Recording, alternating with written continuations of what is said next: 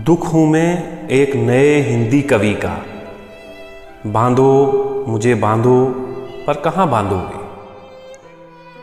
बांधो मुझे बांधो पर कहाँ बांधोगे, किस लय किस छंद में।